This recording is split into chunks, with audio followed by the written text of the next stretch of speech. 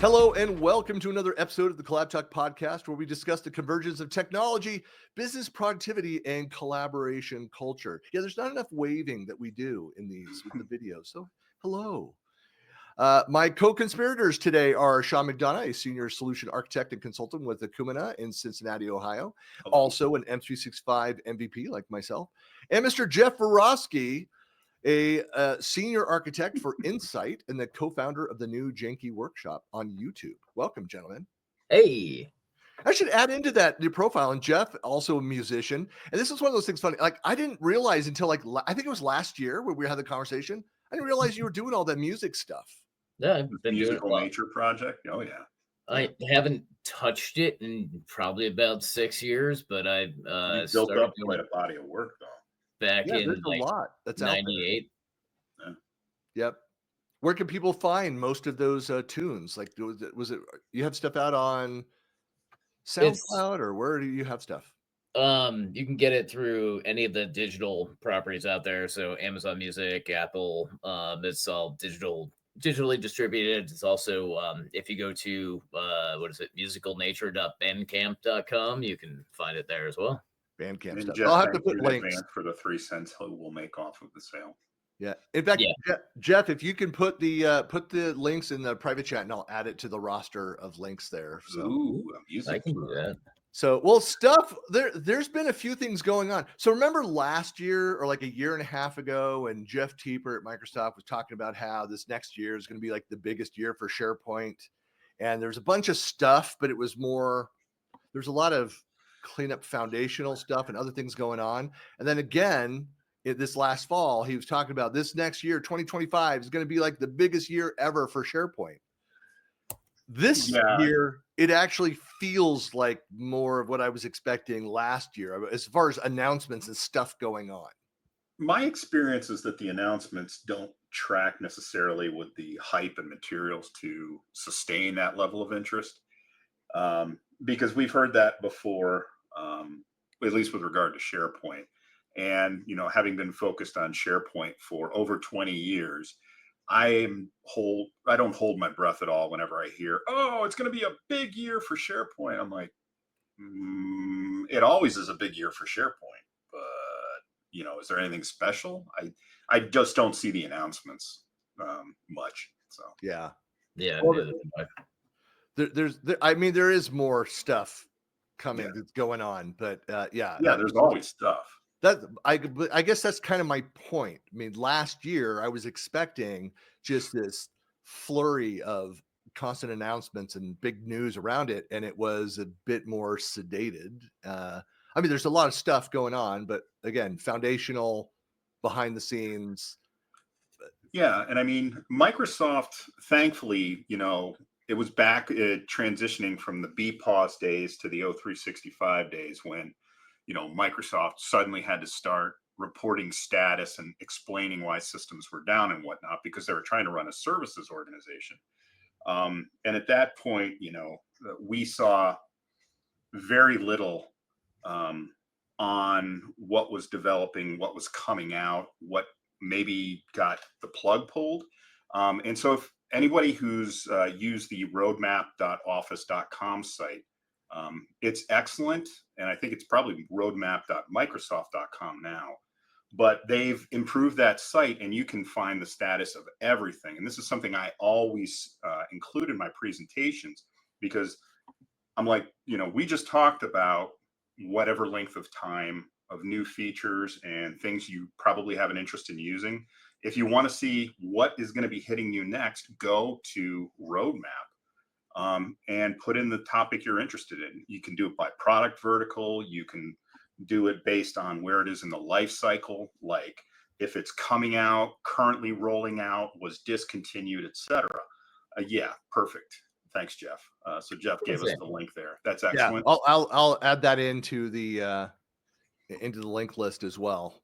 So that's where if somebody says, hey, whatever happened with XYZ feature? I'll often go out to roadmap first and see, if it's even in the list, and if so, where it stands, and report that. I guess I should point that out for people that are listening to the podcast. It's audio only. Go check out the blog post or the YouTube video. You'll get the list of everything that we discuss. So every article, every news piece that we bring up here, there will be a link there. So we'll add to that list as well. Yes, and Christian is very good at that. It's part of my problem of capturing all of that, and then it's all Your in one note. referential quality. You call it a problem. I call it an asset. It's not a problem. It's an opportunity. Yeah.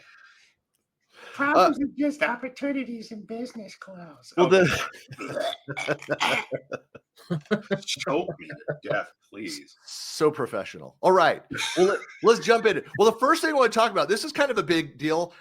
We haven't heard as much about it. Kind of, I don't know, maybe we just weren't watching for it, but the fact that, let's share this. Well, that went to that. Let me add it to stage. There we go. The fact that we are at the 50th anniversary of Microsoft and the 24th anniversary of SharePoint. Ooh. So this was, Teeper did a post out on LinkedIn, kind of going through that history. I love that when you see like the pictures showing up over on the side there. It looks like maybe a Moss announcement. Look at that old SharePoint portal server 2001. Yeah, going back to Tahoe 2001. Do you guys still have any of those old boxes? Like I wasn't involved at that stage. I had MSDN binders because they would ship everything on CDs and DVDs. That's right. I had those binders, but I did not have the product boxes nor any of the swag that I see a lot of the old timers walking around with. Anything I've gotten, it's been through, they had it Ignite the one year. It was either down in Florida or Atlanta, but they had the SharePoint quiz. And they asked a bunch of questions, and our team, we ended up winning. I was with Alistair and Rackley and a couple other folks, but we got, all of the questions. And so they threw us t-shirts that they had made for the occasion. So, it's a chance to get that kind of swag, but yeah, I mean, as far as it goes, I don't have the boxes. They'd be nice. No. But, I don't even think I have the discs anymore. They ended up getting scrapped just because I move a lot. I still have a couple books from that era, some things that I'm hanging on to. I already donated all of those to a college. So, well, that's the thing. I mean, people used to throw those out, and it's still one of my my favorite memories of running the SharePoint Saturdays on Microsoft campus. Mm-hmm. And we would go through the kitchen areas where employees would discard old tech material. Oh yeah, and we would grab a bunch of kind of stuff. Yeah, and then we would give them as raffle prizes. Well, the financial constraints and what you were willing to do in order to keep the audience happy. No, but one of the best ever though was we were doing this, and this was in one of the nicer theaters there, the conference center there at Microsoft, and we were doing the raffle at the end, and I had found some really thick, technical, old tech books in a kitchen. I'm like, all right, I'm going to give these away, and one of them we gave away, I don't remember what it was. It was I don't know. It was old. And the person came down, and then you hear from a voice from the audience that says, "Hey, that's my book." The author was in the audience. The Microsoft guy showed up. And so we got a picture of him somewhere, and Bill Bear was helping give away all the prizes. That was when the SharePoint quilt, the Share quilt was still new. So I've got a photo of like Bill wearing it like a cape on stage. Sure. Anyway, this guy came down. We got a photo with the guy that won it, and the guy autographed the book. Outdated, useless technology now. Yeah. Well, you have the supply and you have the demand. You've got both sides well in hand. I enjoyed that process. That's funny. All right. That's well, so my book. The other stuff that's going on out there. Let me bring this view. Yes, the agents. So there's a lot that's going on. So there was the Microsoft. Do I have it in the next one? No. So there was the January event. So this is the post around that. So January 29th, if you missed it, it's all out there. Of course, we'll have the links for each of these, where Geoff was going through talking about the focus of the year, the latest announcements. He talked about, we're going to talk about it here in a minute, the hackathon stuff that's going on right now. But all of this kind of around SharePoint agents, the build for that. So there was this event that happened, live with an AMA that Caruana ran directly following it. So I don't know if either of you guys caught that live. No, I didn't No, catch I it didn't. live. I've seen quite a bit about agents, though, including sessions targeted to MVPs under NDA. And, Yep. kind of, there was like a multi-hour session this afternoon, I believe. Well, that's what we're going to get into as well. Okay. I mean, so what I would say is so that's around the hackathon, and there's content that's being rolled out around that in each of the areas. We'll go through that in a minute. Yeah. But yeah, so this was announcements around the using agents, the AI powered authoring. Well, you see the title up there, and a lot around automation. There's been other articles. I've written an article on this, like Fabian Williams did an extensibility talking about content authoring, content creation, using agents and using AI in general. Some cool stuff out there. He did an episode. I guess I should add this into the list. But Fabian's he did an episode on Dr. Maeda's AI kitchen, I think. And while Christian's transcribing that, for those who don't know Fabian, he was an MVP and a member of our community who was later, he joined Microsoft and is now active on the Graph team. Yes. And much of the development stuff for Graph has Fabian's hands in it in some way, shape, or form. So. Well, I think that most of that team, or half of that team, are ex-MVPs. So there's great people on there. So that's, I think, does he report to Jeremy Thake? So, but there's Jeremy. I think it's just moved around, but yeah, so Fabian, Jeremy's still there. I mean, Brian Jackett Sebastian wasn't an MVP, but he's been a longtime community contributor. So there's a lot of folks that, in the SharePoint community will be recognized from a time back who now work at Microsoft. Much of, I don't know about you guys, but there was this period where Microsoft did a bunch of hiring over the last 10 years. And we had all sorts of new PMs and additional roles get filled from or by community members, technical community members. And so many of us have friends who are directly working at Microsoft or with them in some way these days. So. Yeah. Well, I was going to say Brian Jackett. My first SharePoint book, he was one of the co-authors of that. So yeah, I remember. I've got some fun community stories about everybody on that list. Yeah. Well, there are plenty of stories about everybody and more on that list, but we don't talk about. I think that's under NDA. I think it is. Yeah. So some of the other stuff going on. So there was the creation of this SharePoint event microsite out on the adoption site. And so again, there's always stuff going on. Bookmark, please, the adoption.microsoft.com. There's so much great content that comes through that site, that team. I always say that the SharePoint community grew as rapidly, as fervently as it did because of the lack of documentation in most cases. And Microsoft has really turned it around. Like anything, when there's maturity in a space, when there's innovation that's happening, you have to then be creative. Okay, what could I do to add to this, to build on from this? You don't have all of the documentation issues. There's still gaps. Yeah. But one thing that's a major difference that's happened is a lot of the content that you'll see through the adoption site is authored or co-authored by members of the community that are not Microsoft. So they are going and finding good content.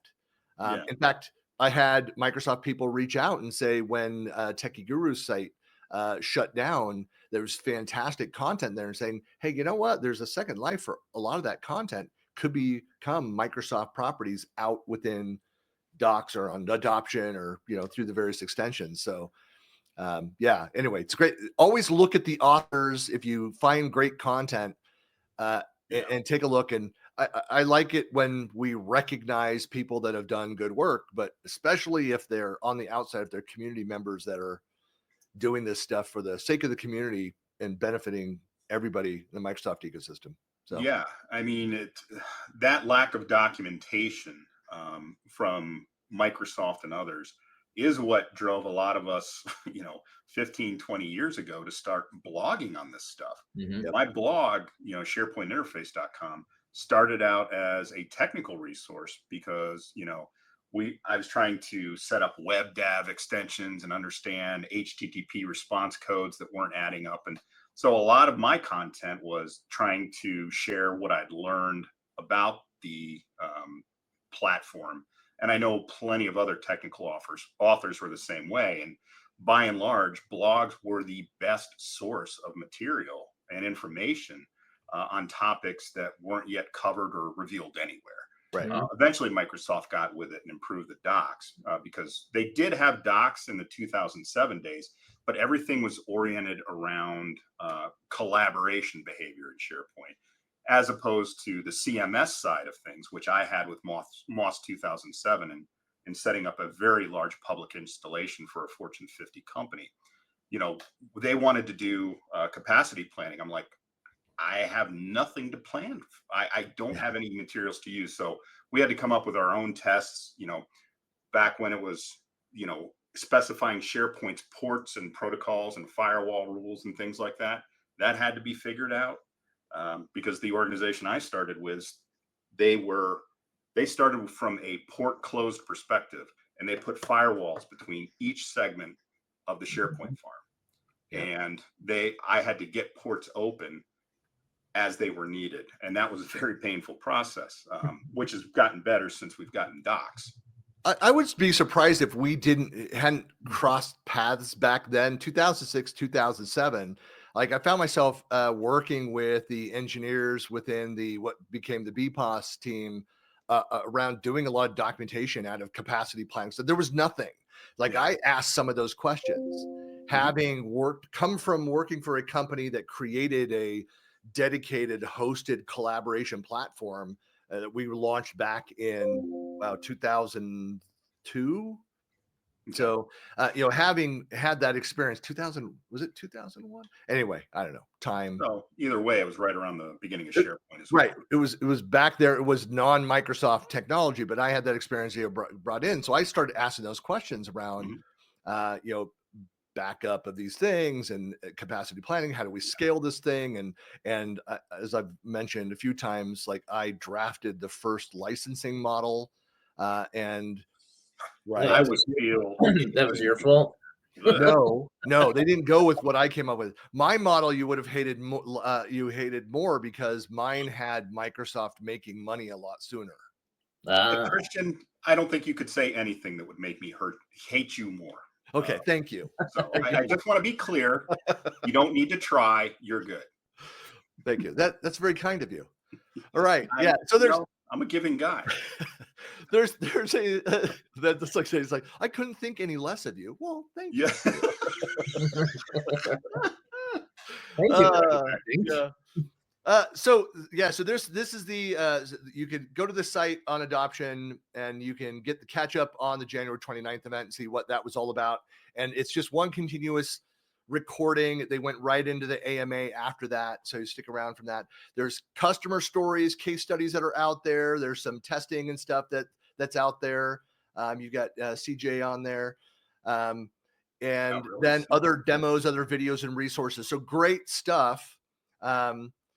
Oh yeah, and then you've got Kevin as well. If you're not following Kevin out on, I guess former Microsoft guy, or I think he left Microsoft. Kevin, so. He's now just YouTuber and doing well. Oh, that's good out there. His videos get millions of views. Just does a great job. But anyway, great resources out there. The next thing was around the hackathon. So I sat through part of that. You could go watch the video. Again, they launched this thing officially yesterday, and it's going live until the 17th. And so this is something, again, you've got the kickoff. So here it is, the kickoff to innovation hackathon launch. But you have kind of everything that's coming up, all the videos with that great content. And I actually have, if I can find it, I have somewhere. My summary of it. Hang on, let me find it. Yeah, it makes great video. Searching for something. And I've got like just a summary around it. So I'm working on a blog post for this. So I should have it posted today. So around this, so SharePoint Hackathon 2025 officially kicked off yesterday, runs through March 17th. It's a chance for SharePoint users of all skill levels to showcase their creativity, problem-solving skills, and technical expertise. Whether you're an end user, a designer, an admin, a developer, there's something for everybody there. And so it's all about community and making contacts. It's about adopting the technology faster, discovering creative solutions to problems, and all that. And this is what they're actually asking for. So it's about storytelling through video. So instead of submitting a fully coded solutions, participants will create a 1 to 8 minute video showcasing how they are using SharePoint's latest features. The goal is to inspire innovation and highlight real-world applications of SharePoint technology. And so what's coming up, and I think what you were alluding to, like the other content, I mean, it's in the schedule here that's up on screen, but there's going to be, so there's 4 categories that you can submit under. 1, SharePoint agents. There will be content diving into specifically that topic. 2, out-of-the-box SharePoint portal designs. Then there's Viva Connections dashboards as a category. And then finally, the SharePoint Framework or SPFX solutions. So if that is something that you, with your team, your company has created something that you feel is very innovative and cool, and you've extended it in a bunch of different ways, if you create a short video showcasing that, and then you can submit it as part of the hackathon. Obviously, if you're watching this, listening to this, and you're past March 17th, 2025, then all this content should be published, should be out there that you can go and find. So the link should still be relevant to find what people did and shared. I think somebody should make a SPFX app that mimics front page functionality, but for Office 365. There you go. And adds all the junk code. You should be shot for that suggestion. I know I'm trying to give somebody the winning combination here. It's short time frame, but hey. Well, front page, we're only one small step removed from SharePoint Destroyer. Well, I don't have it live. I will push it live shortly after this, but I was just about done I'll have a blog post on the hackathon, so I'll provide the link to that as well within the notes. Sounds cool. So you can see, but you can register and you can learn more by going to aka.ms/SharePoint Hackathon. All is one word. And again, 1 to 8 minute video, upload it to YouTube, and it can be public or unlisted if you don't want it part of your page or your company's page. And you just need to submit before March 17th. And there are prizes and recognition. So they're giving out Microsoft Credly badges, free tickets and hotel vouchers to the M365 conference in Las Vegas. That's coming up in May. And then they're also going to give out special recognition in various categories like most creative video presentation and best video presenter voice. Ooh. So bring the drama, folks. Well, I've been told I should be speaking and announcing roles. So very cool. And like Todd Clint, I've got a face for radio. So. As don't we all. It's not for Todd. It's not the face. It's the hair. Well, at least he's got hair. Yeah. And there's nothing wrong with Todd's hair, folks. So it's an ongoing joke, but yeah, Todd's a great guy. Yeah, and he's also infinitely kind-hearted in our ribbing of him. So. Yes, he is. He cries on the inside. He holds it in. So he does. He'll cry a little on the inside, but he'll mope along quietly. The next one I wanted to go back and and point to the December. I guess this was published on January 2nd, but it's the latest roadmap pit stop around all things SharePoint. So always great to go if you're not listening to the intro zone between Mark Cashman and Chris McNulty. That's something to also follow here. But they go through and they talk about just a bunch of what's going to be happening around. This was kind of leading to you know to the January event, but there's always news, updates and what's happening with the products. So it's always worth linking to and sharing that information.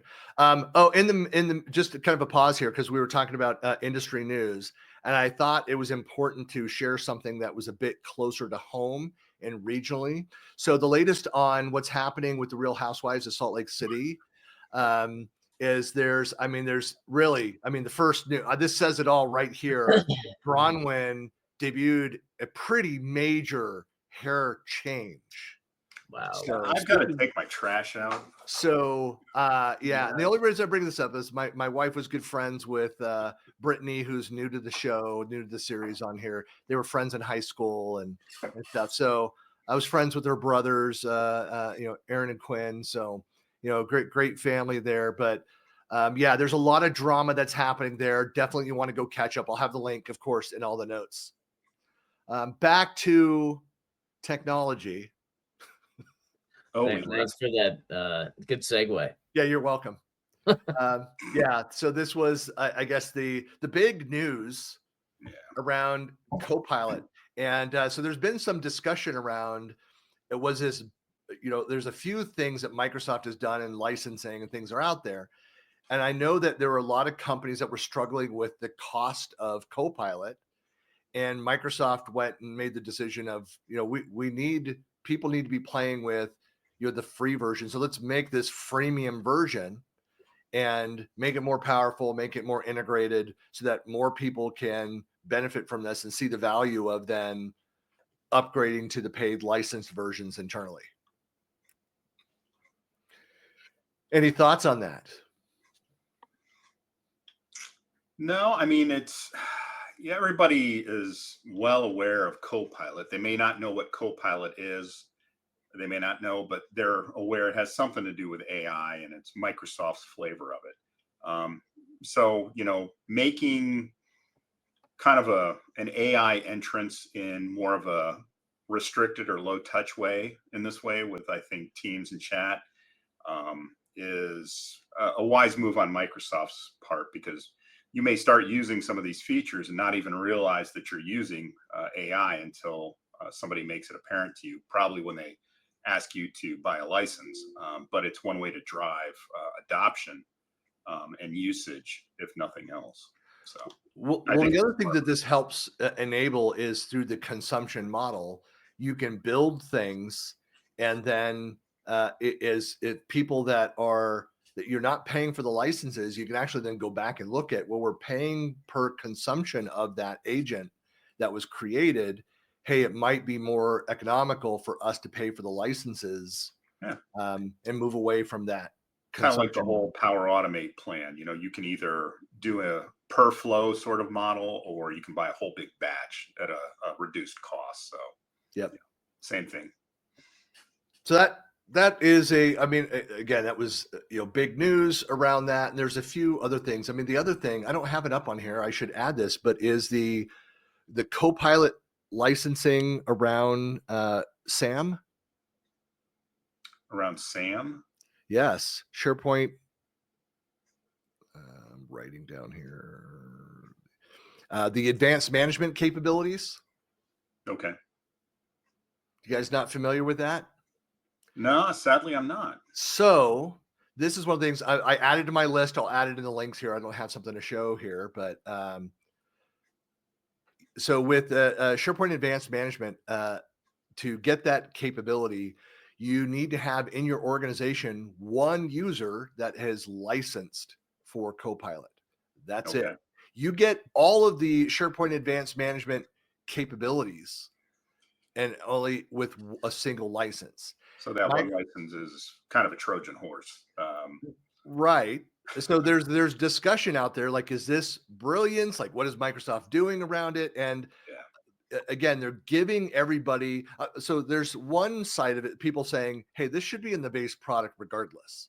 It's like, yeah, but it has to be there if you're using paid Copilot. You have to control, you have to have oversight over sharing. You have to have the advanced features. Yeah, very true.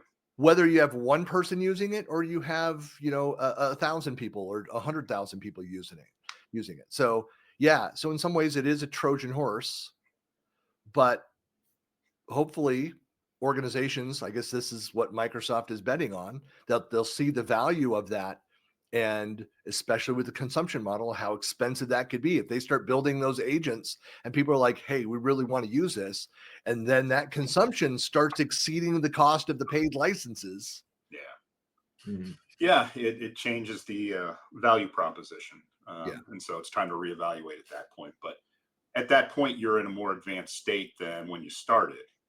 You have more of an idea of what you're using and what you need. And so at that point, it should be an educated decision and a logical choice if you want to save money and do things cost effectively. Yeah. Hey, Geoff, how widespread is Copilot within your organization? I mean, you guys are out consulting. Are you using it internally? We're using it internally. We have everybody's got licenses, at least that I'm aware of. So it's built into all the apps and everything. And then we're doing. We do have teams that are doing quite a bit of work with it. And my team has not been, but we're starting to get starting to delve into the agents work, and so I guess it's just a matter of time before everybody has that do that. Well, and for folks that aren't familiar with Insight, I mean, you guys are, how big are you? How many employees globally? I don't even know. At least 3. Yeah, at least 3. I know. I think last time I do numbers like around 15,000 or whatever. Yeah. So we're pretty good size. Pretty good size. Yep. But it's a I don't know if either of you have worked with I've heard some stories about like large customers that are 100,000 plus that have started to go and purchase massive numbers of Copilot licenses for that. So we're starting to see the waves of that, where like there's 2 years of talking about different capabilities where companies are finally saying, hey, I see the value of having this and for everybody to have this capability. We've had it long enough that there are stories and proof of concepts that demonstrate things we want to see. So naturally, the interest in getting a license goes up. And for organizations that have at the enterprise level, like SharePoint Premium or Teams Premium, again, they're discounted rates. I can't remember. Again, not a licensing expert, but it's something like if you already have, SharePoint Premium or Teams Premium, maybe it's one of them, maybe it's both of them, like to add the Copilot on top of that, since you already have a lot of the other capability that are enabled by that through the premium product, it's like $7 more a license or something like that. So anyway, go talk to your Microsoft partner, wherever you buy your licenses through around that. You just gave me an idea for my next kind of lightning round presentation, which is going to be a quick quiz on what a particular licensing SKU actually enables you to do. I figure I'll start plucking them directly out of the licensing panel in M365 admin. And we'll see how much fun we can have with that. But yeah, that used to be a thing, and there were sessions all the time. In fact, at the partner conferences, there's a handful of those sessions that I would go to. Were usually around licensing, trying to understand the changes there. I can't make this up. I sat in a Microsoft office in a conversation with 3 other Microsoft people talking licensing. They came up with 4 different models that they might apply. And I'm like, there are only 3 of you. What are we talking? They can't agree. How are we supposed to agree? I was on a partner call with Orchestry, and I love what they started out the partner call by going through and saying, here's the latest changes with the Microsoft licensing. This is what we understand. Here's how we think it applies to all this, and answer the questions around. Like, that's so awesome. We need to have more. Michael's been through all this before, so. Yeah. Of course, he completely understands what a partner needs, and so he's good at getting that kind of stuff for us. But I hear you. Yeah. Well, the other thing, this is not my field here, but maybe you gentlemen know more about it. But you had the public preview of the latest version of the SharePoint framework, right? Vesa talked about. Are you still either of you doing those calls? Not really. I'll dip my toe in the water every now and then, but the work I do with Akumina, I'm working more with SharePoint as a service rather than through the SharePoint framework and whatnot. So I typically use just plain old JavaScript to get things out and our object model. But yeah, I've seen that. I know that some of this stuff's been coming along and it's starting to look pretty impressive. I've got to get into the release and the changes that are going to be part of it because I'm not well versed on those. But well, those, if anybody's interested too, I mean, the weekly calls, I've joined a couple of them. Again, it's not my crowd over on the developer side. But there have been a few times last year that I joined in. Join the Simpraxis folks. Well, there's something being, the Simpraxis folks that you could always reach out to. And hey, there's Fabian right there. Yeah. So it's, again, a lot of familiar faces out there, but open to anybody in the public that wants to go join those and find out more about those. And so you can find those again, aka.ms/community/calls. Yeah, anyway, get through that if you can find it. Just again, click off the links in our list below. You also had, Cashman was out talking about SharePoint pages. And again, pointing to the latest in the IntraZone podcast where he goes through all this. So this was February 27th. And I don't know if you guys listened to any of Mark's stuff. I've listened to a couple of podcasts. I'm not a regular listener or subscriber, but he and McNulty have covered a couple topics of interest in the past. So I've tuned in for specific segments. Yeah, so a lot of great content that you can see. You've got like the upcoming events and things, other related resources that he goes through and talks about. But highly recommend you go take a look at that. And let's see what else we have. And then this updates on Microsoft List Forms. This was actually on I saw this and it's been sitting in an open tab for me to go and explore on some of this. Because I need to go create some forms, and there are conversations. It's like everybody, I have like 30 tabs open at any given time, if not more. Yeah, for me, it's having 30 emails I'm composing in process. At the end of the day, I start closing out and I discover all these windows of not sent email and not completed. So I spend the end of the day just trying to get emails out that should have gone out 8 hours earlier. So yeah, I understand what you mean. So there's a lot that's going. It's funny. Like I just with the M365 AMA stuff, and you guys have both participated in that. Mm-hmm. Is I will get feedback on videos that we created like 3 years ago, complaining that they tried the thing that we suggested and it didn't work for them. Like, yeah, that was 3 years ago, dude. And you just got to the whole segment that I include in every presentation now about born-on dates. Yeah. The information I'm going to share with you has a lifespan. And if you don't check the dates, I don't want you coming back to me in 5 years with hate mail saying, I tried something you wrote and it didn't work. You're horrible and you should not be talking about this. So, and that actually happened. The guy on the cloud app model from 2013 when it was introduced.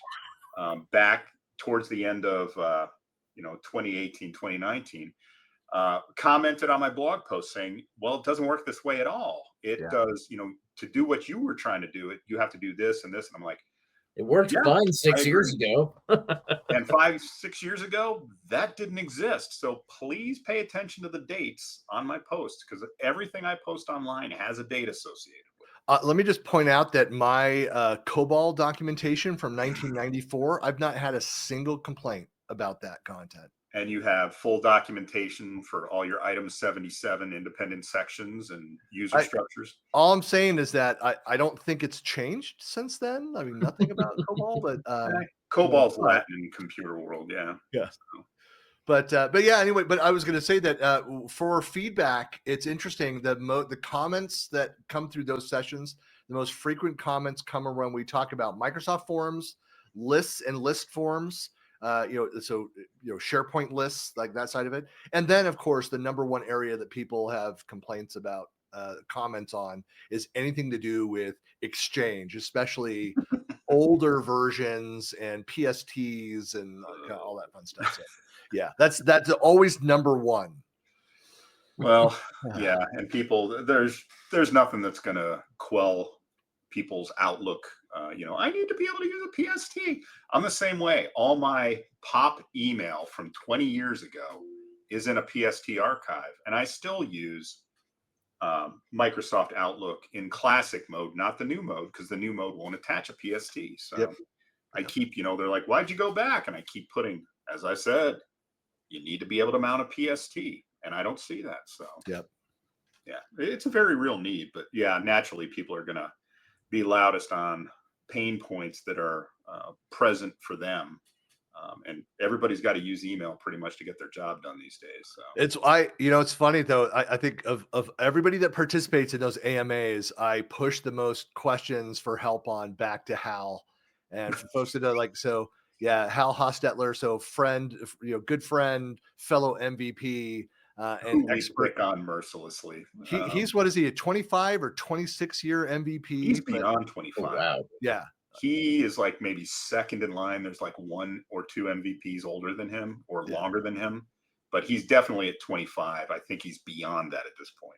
I just love it too when somebody will comment and be like, "You guys got it wrong," or you don't know what you're talking about in this topic, and I'll be like, "Hal, would you like to respond to this?" Hal was the primary person on that. He's just like, "No, correct.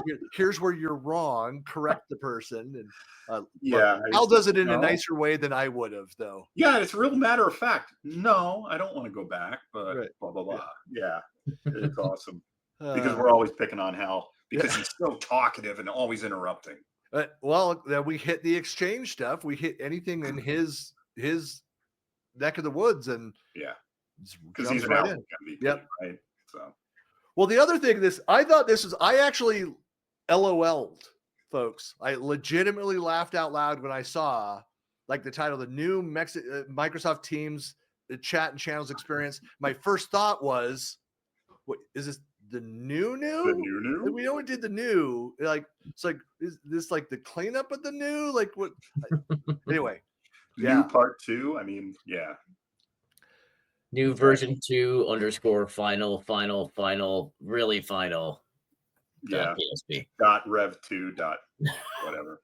Yeah. So I know that there's more changes that are coming around this, but this, if you've not yet moved in Teams over to this experience, You and will be I'm soon on. enough. I like the new mode. I mean, so yeah, you've got to scroll down a little bit to get to the other stuff. It's like it changed the way that we had to go in to find, between the chats and the teams and find the relevant things and what you Yeah, the can way and we kind of get all those some things. things done changed. The fundamental process within the Teams client changed. Yeah. Right. So yeah, it's taking some getting used to, at least as I actively use Teams every day in my work, but I'm not a Teams enthusiast. And I'll admit, it's taken me some time. I've seen some of the features, combining different tabs and making things kind of just juggling the way it's presented to the end user. And some of those changes have made some significant differences in my visibility to other information.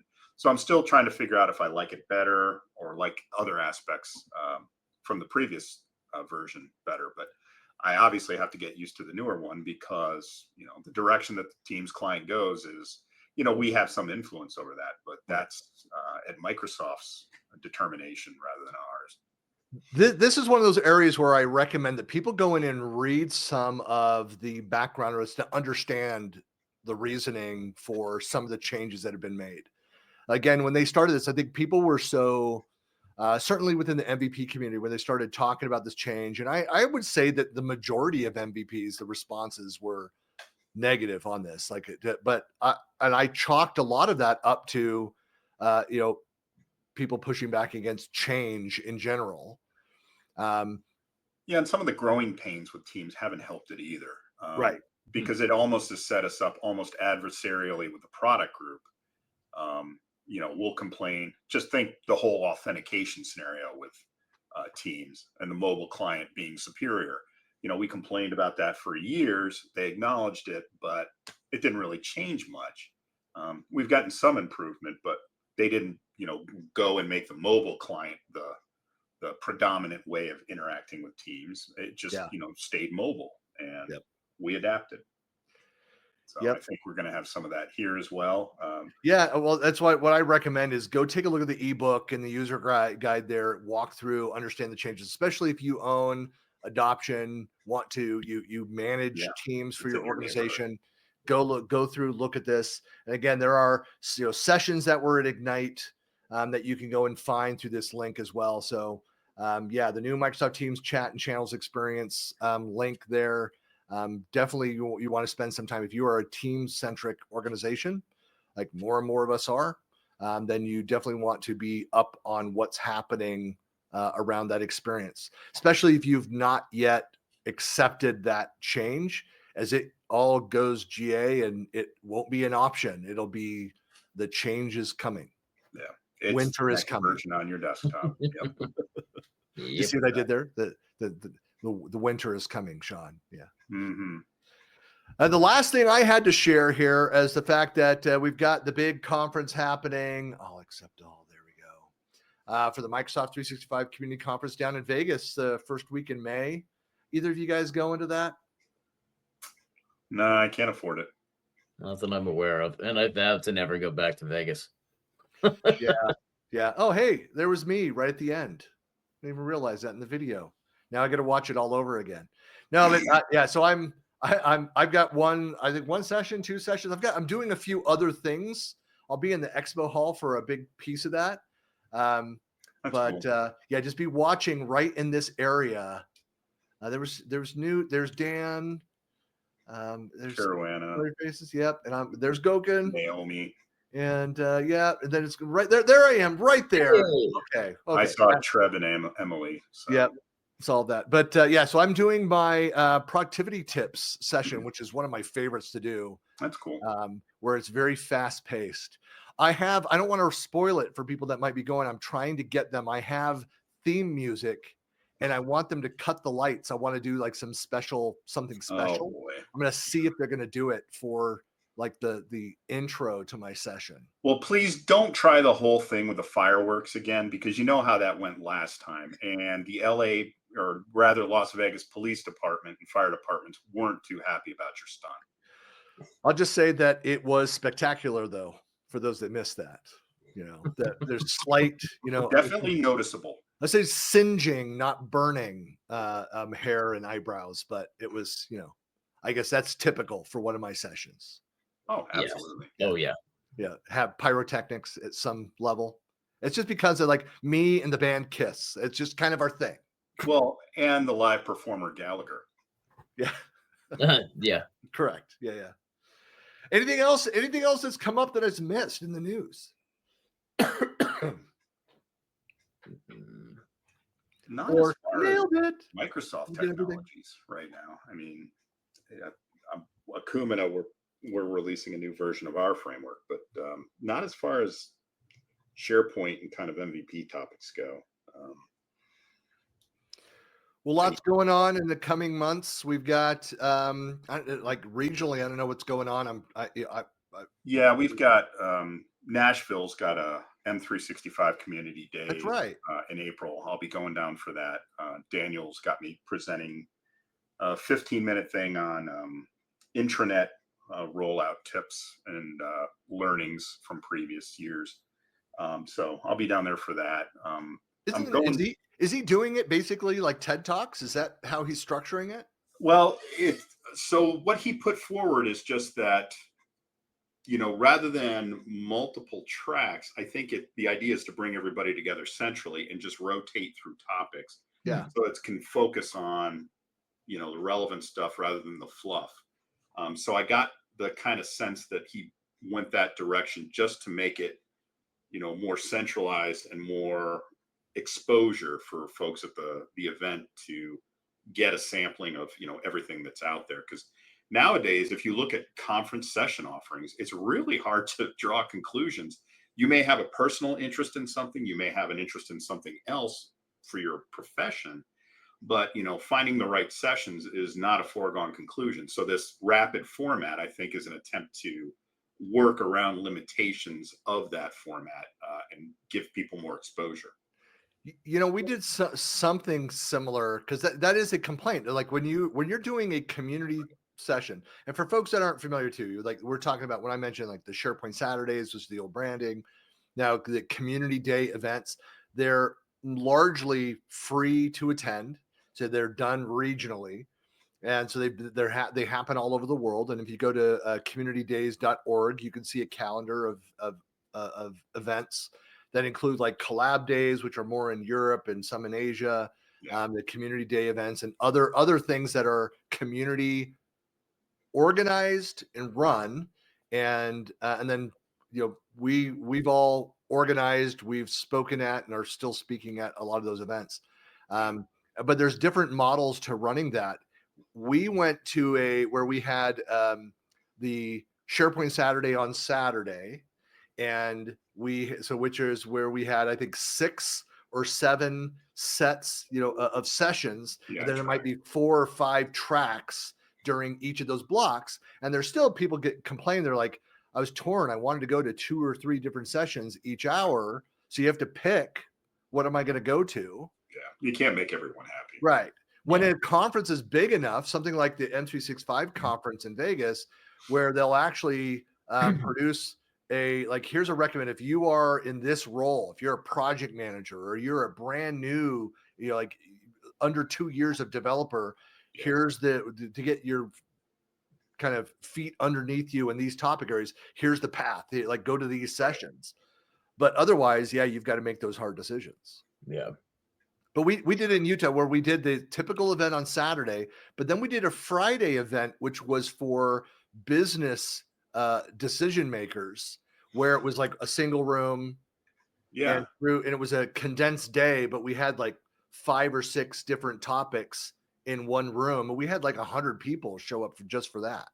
Yeah, and I mean, it's certainly a model that's been tried before. I remember Clayton Cobb, easily a decade ago, did something similar with a Colorado user group and the SharePoint event that they would put on at the Colorado Convention Center. He did a Friday, Saturday event, and Daniel's event, I believe, is on Friday. So he's going to a 15-minute format, and he's doing it on a Friday. Yeah, if memory serves correctly. A lot of them have moved to Friday. We had moved ours to Friday as well, and our numbers went up. Yeah. Well, I mean, it's some folks don't understand it, but others, if they've ever been like trying to sponsor one of these events, your draw of business decision makers on a Saturday is not nearly as good as business decision makers on a Friday during a work day. Yeah. And so I think it's a concession in some ways to, make these events free for everyone, but also bring value to companies and others who might be sponsoring these events so that they get something for their outlay as well. Right. It's not free to run these folks. That there's a bunch of costs because we usually provide food and other things.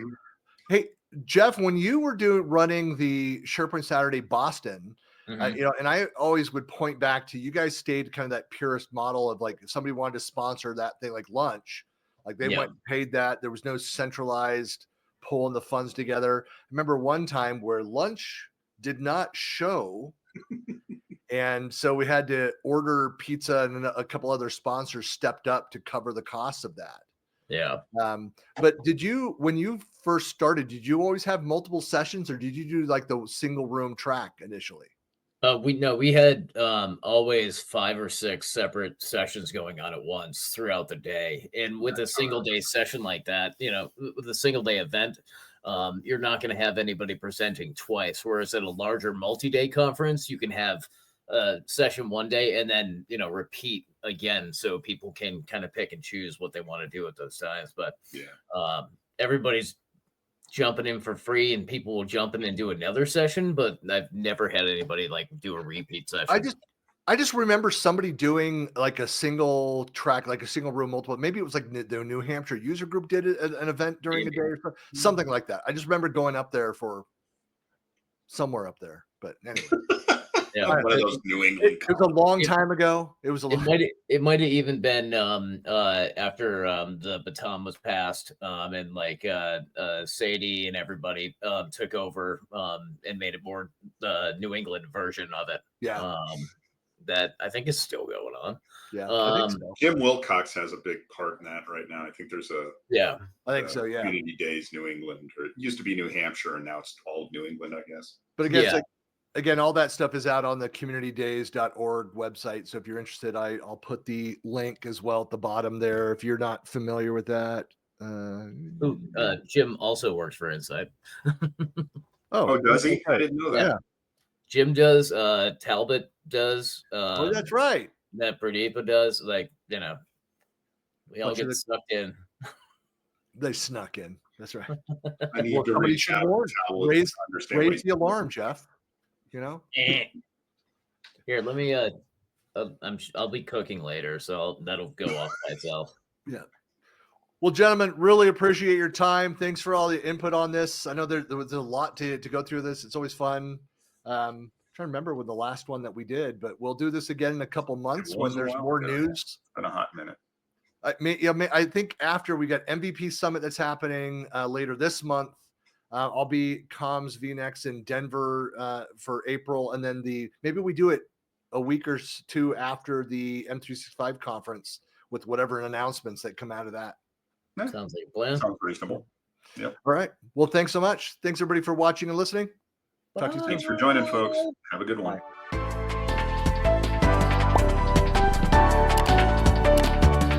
You've been listening to the CollabTalk podcast. New episodes are published weekly, and you can find us on Spotify, Apple Podcast, iHeartRadio, and most other podcast platforms.